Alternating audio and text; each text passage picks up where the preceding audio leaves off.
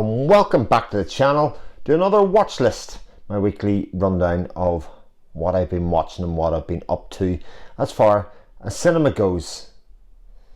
Another incredibly varied week this week, and I'm going to start with, well, a label that's really floating the boat at the moment. In fact, it's an inspirational label, if you want me to say such a thing.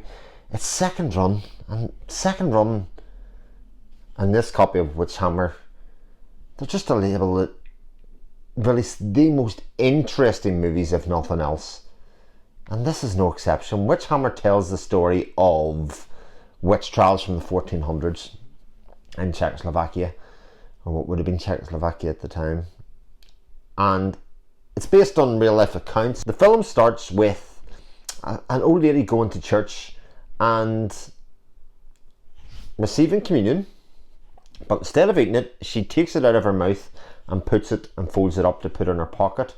But she's spotted by one of the altar servers, and he reports her, and subsequently she's brought in, and she says that she was asked to get a host to bring so that they could use it to give to the cow who wasn't producing at the time. And so starts this idea that the person that she's talking about bringing it to is a witch. And witches are bad. We need to rid them out of the town. The devil has set in and is influencing our town. And so starts the witch trials. They hire in a rather overzealous inquisitor to oversee, alongside some of the local clergy who are originally in the council. And they basically go about victimising many of, initially, the older ladies within town, and torturing them into confessing that they were there, and subsequently naming others who were not really there, but were there so that the Inquisition could continue. Now, the motives for this seem to be that the Inquisition wants to be kept well, because the cost of the trials are extensive. They get well fed, they get well watered, and they get influence and power, and they're very much swayed by that. And so it's not long before, once they've burned at the stake some of the witches, that they turn their attention to other folks that were within the town and those that are seeking to obstruct them. And it is a story of, well, incredible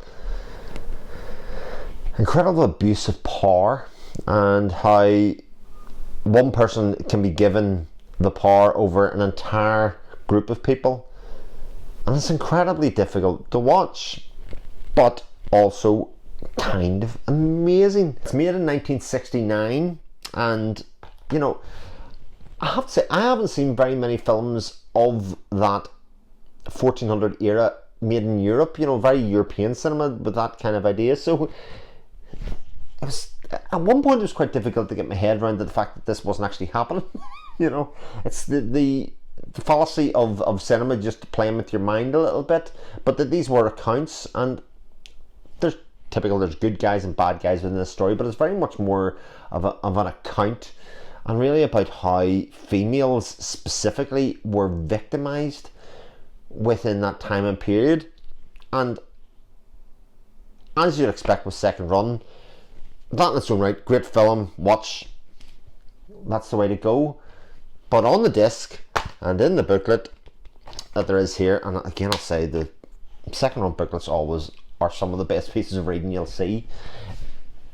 Kat Allinger's documentary little piece on it is one of the best extras I have ever seen in my entire life. It goes into how this was all an allegory to the fall of the Nazis, and then the move into from the Nazis to the Russians and the power, and that there was an allegory of a female politician at the time who stood up for female rights at the time of the changeover, and was basically,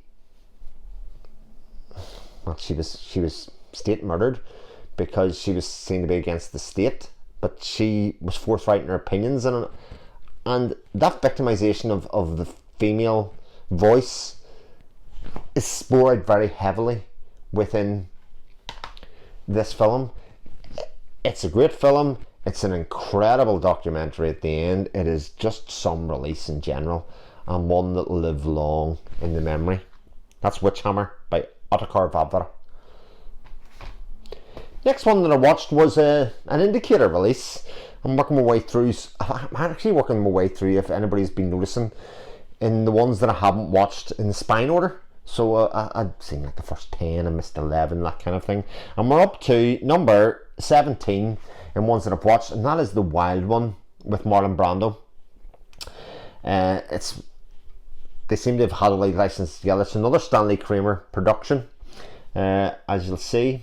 And The Wild One tells the story of a biker gang that right up to a little small place in California called Hollister. Now, I've already googled it. It has nothing to do with Hollister, the clothing company. It's a little small town, although they did sue the small town of Hollister because they were putting Hollister on their own clothes, which was trademarked. Don't worry, Big Hollister lost the case against it. But the biker gang rides in there, and the people around the town get very nervous. They don't like this outside influence. They are louts, they are youths, they are bikers that wear leather jackets and therefore not to be trusted. And the leader of that gang is Marlon Brando, who is this, gorgeous, beautiful, imposing figure as the leader of the biker gang, Johnny. Some trouble does break out in the town, and while the biker gang's not totally innocent, they're also not totally guilty either. And in the middle you have the town lawman, the sheriff, who is a bit weak. He just wants to not be involved in anything. And he ends up trying to placate everybody and kind of doing nothing to deal with it. And it starts to get out of hand. And on the side of this, his daughter is the local barmaid who Johnny seems to try to strike a bit of a friendship or a bit of a relationship up with. And it tells the story of this evolving relationship, then the relationship of the bikers with the town and the trouble that they cause, and then how the town seeks to resolve that problem going forward. And while the film itself it's okay, again, in what is another one of these incredible extras, there is a documentary, or a little documentary piece that's 25 minutes long, called The Wild One in the BBFC, and it tells the story of how The Wild One was actually banned for many, many years in Britain, and how Columbia Pictures were seeking to resolve that situation and why it was banned. Because if you watch it, you'll find it hard to believe why it was banned. The film was essentially banned because you had this biker gang who were, they're never glorified, but they're quite cool. They have a very carefree lifestyle, and the film doesn't punish them for it. The BBFC felt that there should have been something to say this way of living is wrong, and therefore banned the film, not even giving it an X rating at the time, which seems rather bizarre, because when it was finally unbanned in the 60s, people couldn't understand why it had been banned in the first place, and the documentary goes into, or the conversation goes in to explain. Also, one of the other things that I think is quite interesting is that, that said Brando was pretty much too beautiful to be the kind of character that he was and the kind of influence that he was. Interesting, that. And that was The Wild One. A pretty good watch. Like most Indicator things, I don't often get the best movie, but you get a movie that's pretty good and very watchable, and then when you go into the booklet and the extras, you're like, this is another level. As I often say, it's film school for the ordinary bloke like me, so I get to learn an awful lot about cinema and about the history of cinema and about characters that there were there around the place. The next one I watched on streaming services, and it's from a genre that I have a somewhat love-hate relationship with, that of horror, and a film that a lot of people talk about over recent years is Ari Aster's Hereditary, and I've seen it for the first time a few days ago, and it stars Toni Collette, it stars Gabriel Byrne, and it ostensibly tells the story of a girl, or a woman, whose mother died, and weirdness seems to follow afterwards as they deal with their not grief at the start, and then things start to happen to that family that are maybe a bit odd. Rather than being unexplainable, they're just this further tragedy befalls that family, and ultimately what that means. Now, for me, a good horror movie, the best horror movie, should have a couple of things in the formula. It should be scary, but not scary for the sake of being scary. You should earn it a little bit. You have to set it up so that the horror means something. You can't just do a cheap jump scare just for the sake of it if it isn't set up. The other thing, it should be interesting. There should be something to find out or something to resolve. There should be a reason that these things happen, no matter how fantastical or otherwise. So there should be a mystery that you're following along with, and in that way, horror often gets lumped with sci-fi because that's a similar ideal that seems to go with it. You should also have good acting and good characterization in it. And I have to say that Hereditary has all three of those in spades. Even if the result goes way off in the stratosphere of weirdness, that's fine, because there is just, it's a beautifully shot film. Some of the ideas on the film, which is another thing that seems to be very prevalent in horror, is ideas just flash at you and hit you up the face, as far as, oh my god, that's so inventive. The imagery in there is scary. Toni Collette's acting and reaction to some of those things is really extraordinary as well. And the kind of last half an hour, I think is so cool. It's very, very cool. And I don't think it's very scary. Maybe I've just grown out of that as I've got on and accepted horror for being what it is. And that is thrilling and exciting. And again, about showing really unusual imagery. And you can get immune to that, or the scare of that, a little bit, I think. And I thought Hereditary was great. A couple of things that I don't really agree with overall in the making of the film, but as a film to watch and something that was enjoyable and something that you'd want to watch again, Hereditary has it in spades, and a big thumbs up for me from somebody that is a sometimes fan of watching horror movies. Next one I also streamed because you can't get the film here, and for good reason. I think, as it turns out, it's the first one out of the Criterion World Cinema Martin Scorsese World Cinema Project Volume 1. It's called Tuki Boogie, and it's a film from Senegal. And I have to admit, this film was a bit of a slog, and it's unusual because I still think it's a pretty good movie. But it was a slog to watch, and it's a slog to watch for a couple of reasons. It tells a story about a young couple who basically want to get out of Senegal and go to Paris and go to France and live the lifestyle that they want to live out there. But in order to do that, they need more status and they need more money.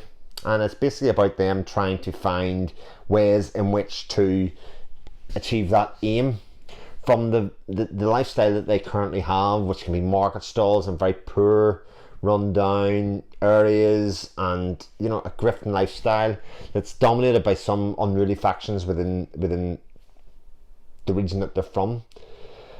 And the reason that it was difficult to watch and a bit of a slog, I mean, some of the animal brutality in it is, I mean, it's not brutality for brutality's sake, because it is basically just cattle being slaughtered as would happen normally, I would imagine. But it is incredibly visceral and in your face, and I know it's been used, the imagery, to project what life is like and how that is the backdrop for the movie, because there is some very stark imagery throughout the film, but they do it multiple times and it is tough to watch. I know the BBFC get an awful lot of stick for basically ensuring that kind of stuff is not shown or released in here in a normal release, and I think they're 100% right, because it is not the type of thing that anybody wants to see. I'm not even a big animal lover, but I do not like cruelty, or I don't like to see cruelty to animals and represented as art. It doesn't need to be there. It happens for life. Certainly I eat meat. I'm not saying I'm holding it now, but this was very much for entertainment value, and while the filmmaker mightn't have thought that at the time, for me it was entertainment value. The other part of it that made it hard is that the young couple that it kind of follows, I think, are just unlikable. I mean, I never find myself rooting for them. I kind of was hoping that they'd fail, and that may have been the intention of the filmmaker, but it kind of took away some of the playfulness of the film. So while it's incredible the standard of the filmmaking, how beautifully it was shot. Some of the scenery and the locations that they used are out of this world. They really work well, and some of the ideas should have paid off better if even some of the humour would have paid off better if I had engaged with the characters a bit more. And unfortunately, that just didn't happen. So I don't know what to say about Tricky Boogie, because on one hand it's a really good movie, but on the other hand I did find it a bit of a slog. I came away having watched it thinking that was pretty good. Would it be in a rush to watch it again? I don't know. I really don't know. I might watch it again, if I could just fast forward those sections knowing what they are. But we'll see. But that was Tricky Boogie. And then last but not least is easily the best film that I watched this week, and it is one of those pillars of world cinema I think that people will agree with, and it is the 1984 film by Wim Wenders, Paris, Texas. I'd never seen Paris, Texas beforehand, and oh my god, what a movie Paris, Texas is. Paris, Texas tells a story at the start of a man who's lost, played by Harry Dean Stanton. He gets found and brought. He's kind of mute at the start. He doesn't say much, and he gets brought back in by his brother, played by Dean Stockwell. And he brings him back to the family home, where Dean Stockwell and his wife have been looking after Harry Dean Stanton's son. The mother has left, and they've been looking after him, raising him as their own, all the while being told that his father is out there somewhere. And here he is returned home, and the son doesn't really engage with the father very much, knows his father at the start, but really doesn't want to be bothered. He has a nice life, etc. there, and it's very much a character piece about Harry Dean Stanton's character finding himself and finding out what's important to him during the course of the movie. If he's coming back, what's he coming back for, and how the role of the absent mother plays a part in any of that's resolution. And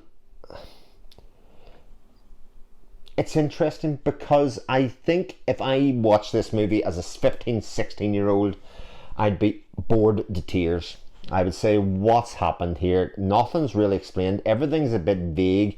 There's an awful lot said in glances and in tears and storytelling. But watching it as a man now, you just see all the nuance that's in there that makes it just incredible. The fact that Wenders says in the extras that he didn't plan any of the shots just seems unlikely to me. They would let the actors rehearse, and then they'd work out where to put the camera afterwards. And if you see some of the scenes in it, I just find that very hard to believe. There's a scene with mirrors that I actually had to pause the film at and go, oh my god, look what they've done with that image. It just was mind-blowing, honestly. And that was in one of the most emotional scenes of the film. And I can't say enough good things about Paris, Texas. Funny enough, I went on to one of the message boards that's not about film, and somebody a couple of days later said, I've just seen Paris, Texas.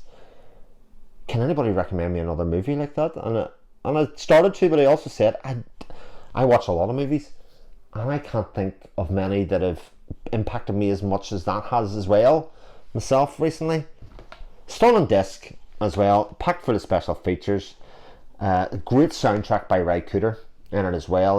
The soundtrack sings throughout the entire film, and is a great accompaniment again to beautiful landscapes, beautiful locations, and honestly the performances of all, including the young actor, are just out of this. They're just utterly fantastic. And rest of soul, Harry Dean Stanton is no longer with us, but it is a real shame he didn't get more chance to do more starring roles himself.